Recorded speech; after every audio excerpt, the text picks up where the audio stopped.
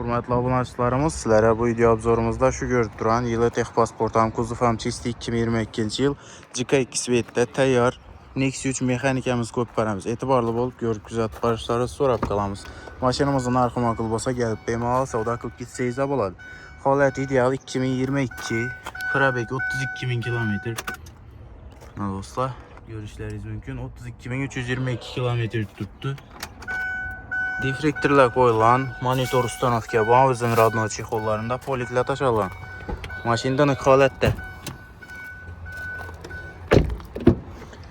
Salon akkuratni bo'lib turibdi. O'zini radno chexollarında polikla tashalgan. Kuzovda kirchik sarafina defekt degan narsa yo'q.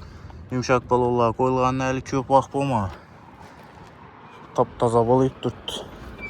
Metan gaz ustanovka etilgan, zapaska joyidan qo'zalma, yere tushmagan, donkrat balon ko'risham, bu narsasi o'rnida.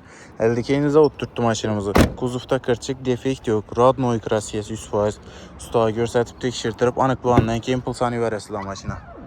Motora kulish tezilmagan, diniq sosteniyada avtomobilimiz. Tonirovka urilgan, 11 oy ruxsatnomasi bor. Hech qanday rasxod yo'q. Gazini solib minish kerak mashina bo'lgani, minishga tayyor. Balonni dushini ko'ringlar. Mexki yaxshisidan qo'ydiran ekanlar. Abrisovkani ham injiqindan qo'ydiribdi. La mashinamiz tiniq holatda.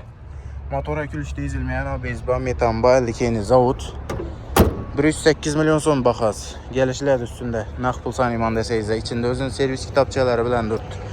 Kreditda mashinamiz 23 milyon bilan chiqadi. Notariusga xarajatlari zaddeniy bo'ladi. 2 milyon 700 ming so'mlik to'lovdan 5 yil kreditda chiqarib beramiz. Kelib bemalol savdo qilaverasizlar.